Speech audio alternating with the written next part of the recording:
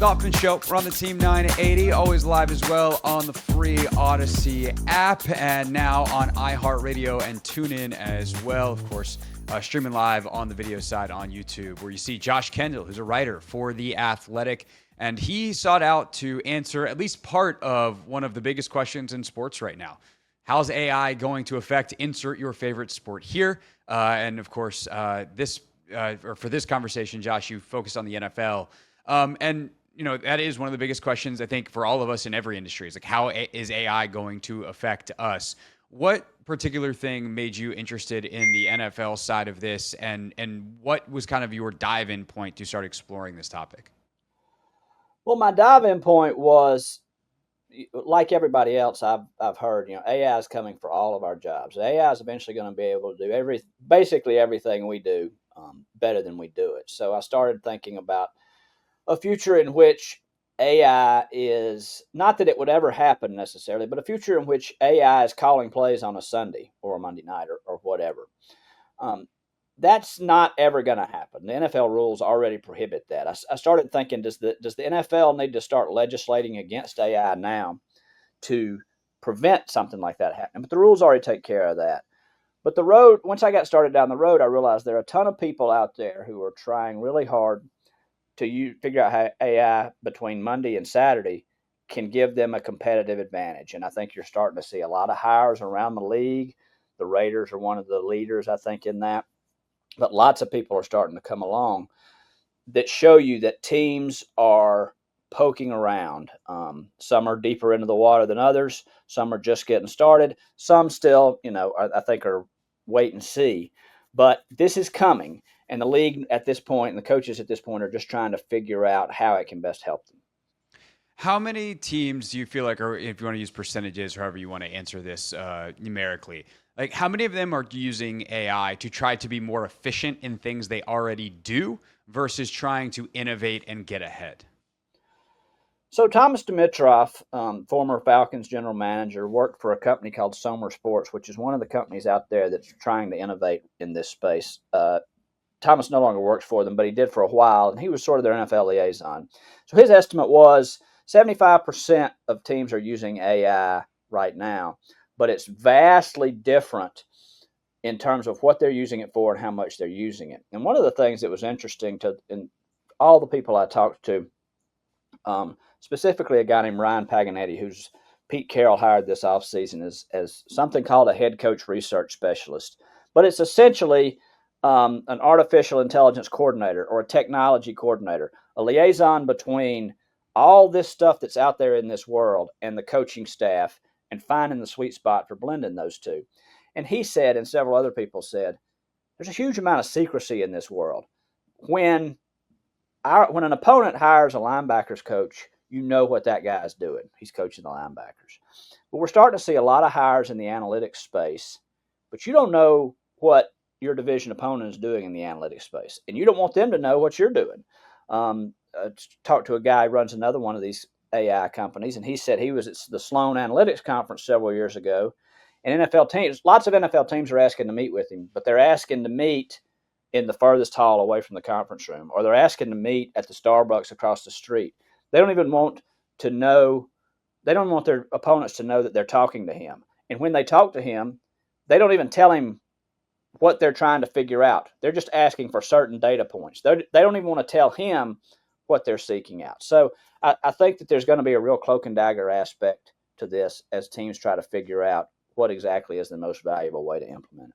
I laughed pretty hard at that anecdote, Josh, because it is perfectly NFL to be like, oh my God, we have to be so secretive. Yes. We'll go to the Starbucks across the street. No one will find us there. And it's like, you couldn't even go to like some kind of coffee shop 2 blocks away. It's the literal Starbucks across the street. And I feel like that's perfectly NFL. That's not great subterfuge. I will admit that. That's a good word.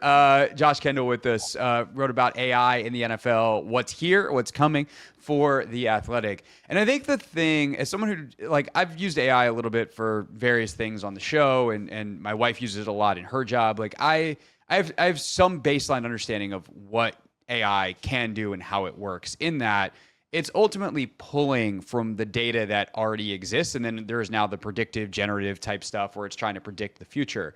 But how did coaches or these these technology folks talk about kind of the game theory of it all? It's like, okay, if AI can predict tendencies that I don't even know exist, then maybe I could break them. Like what's the human element here to continue to try to innovate and stay in front of this stuff from a competitive standpoint?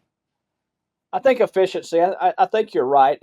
You're looking for things that you don't know to look for yet, and I think that a lot of people in this space say that artificial intelligence, which is essentially just brute computing force at this point, there is not a ton of. Right. This is not a computer that's making decisions on its own. This is machine learning at an incredibly high level. So the large language models, which run like ChatGPT, they can essentially type out stuff because they have inputted so much data that they can predict what the next word should be based on all of this data that they have. That's how they write. Well, you're increasingly, a lot of people believe, going to be able to do that sort of relational comparison based on computer vision and the things you see on film. So you can input all of the film. A computer can watch all of this film that exists and dump out tons of information, some stuff you didn't even know to be looking for. So it's just more and better information at this point. This is not we are not into the science fiction world yet, where although some of it feels science fiction. I mean, you're very close to having computer voiced artificial intelligence agents who can watch film alongside a coach and have a conversation with the coach. That certainly feels very science fictiony. But these computers are not making decisions. They're just computing data at a rate that we can't really comprehend right now. Right. And just as an example, we were having some fun this morning. I mentioned my wife uses, AI models and such for her job, which is totally outside of sports, but she's pretty good at using it. And we're kind of running the thought experiment like, okay, what if you had to come up with a game plan just based off, and she's using like regular old chat GPT for this. Yeah. And we had some fun with it. And it was both really impressive in what it pulled, but also didn't realize that De'Ami Brown and a couple of other players were no longer on the Commanders roster. And so, this is where it gets fun, is when teams have their own models and kind of their own contained versions where they control more of the inputs, and it has things like film. And one thing that you talked about in the piece is these Hawkeye cameras, the 8K cameras that are coming. What do folks think around the league that how those incredibly specific motion capture 8K cameras, how can that change the inputs to create better outputs, and what kind of outputs do they think are possible based off that? Well, it will only change it if the league gives that data to teams. And right now, the league doesn't plan on it. Right now, the Mm. league is going to keep all of that footage to itself. I think you might, I wonder if in the future that might change, because the better, like any of this stuff, the more and the better data you put in, the more you'll get out of it. Computer vision right now, as you mentioned, a chat GPT, artificial intelligence can print out a 50, you can go tell it to script you 15 play We script. we actually did that, Josh, and it was like, oh, this is Right. I'd be happy with these play calls. Exactly. So, given the advancement that we see in these technologies, where it becomes exponential. So, right now, the computer doesn't know that De'Ami Brown's not a commander anymore. We're going to work. They're going to work all those bugs out, and it could get better and better to where that 15 play script is just as good as any coach could write. But the computer vision right now still has trouble sorting linemen. It's a lot better. It's a lot cleaner in basketball. You see a lot of computer vision stuff in basketball. It's a lot cleaner because the spacing is a lot better. Computers still have trouble figuring out guys grouped close together and piled on top of each other.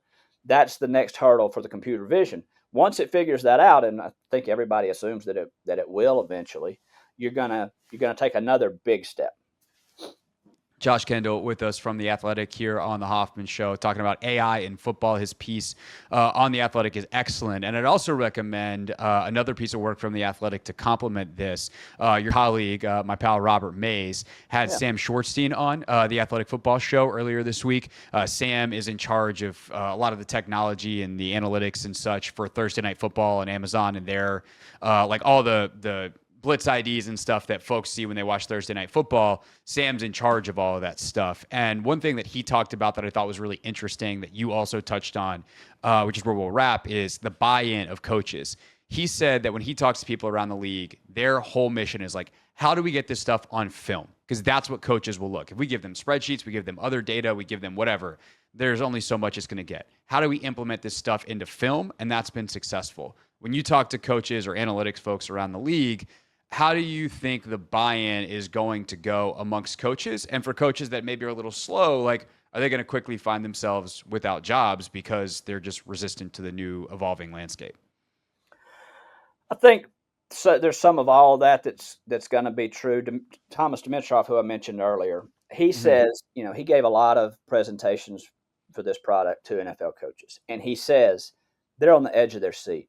They would love for this stuff to make their job more efficient, make their job easier, maybe cut down on some of their grunt work hours. They're all for it. They believe in it, but it has to be presented to them in a way that they understand and can implement quickly. You get to a point, if it's too complicated or if it's too glitchy, that you get to a point where they're like, nope, all right, I'm out. See you next year. Come back next year when it's better, when I can understand it better. So that's where the technology people are at this point. They're trying to get to whatever that magic tipping point is, where the coaches get it, where the coaches understand it, where they can get the most value out of it. It's why you're seeing some of these hires, like Ryan Paganetti in Las Vegas, as a bridge. You're going to hire a bridge, and you're going to hire technological people who are not only smart enough to do it, but know enough of the game and of the coaching side of it to communicate it in the right way. These are not cheap hires. These are not, you're not hiring, basic office staff. You're hiring Google type engineers. You're going to have to pay those type of salaries. So some of it's going to be which owners believe in it enough to invest at that level. But I do think that obviously that buy-in is the critical juncture. Who is going to accept it, understand it, and implement it in the most efficient way. And that's yet to be seen. That's where we are. We're at the very beginning of that process. For sure. And Robert talked about this, the large language models, and how if you can take it from, I have to sort a whole bunch of filters and you have to teach a coach how to do that, versus they can just type in, show me the numbers on third down against two high shells, and becomes like this prompt. It just is a lot easier to use. So again, definitely read Josh's piece on The Athletic. And again, if you want a kind of a supplemental listen to this on an even deeper dive, although Josh gets a lot of stuff in his piece, check out The Athletic Football Show with Robert Mays and Sam Shortstein. Highly recommend that as well. Josh, thanks so much for doing this. Appreciate it. And we'll talk to you down the line. Thanks for having me. Hey, this is DA, and you're listening to The Hoffman Show on the Team 980 and the Odyssey app.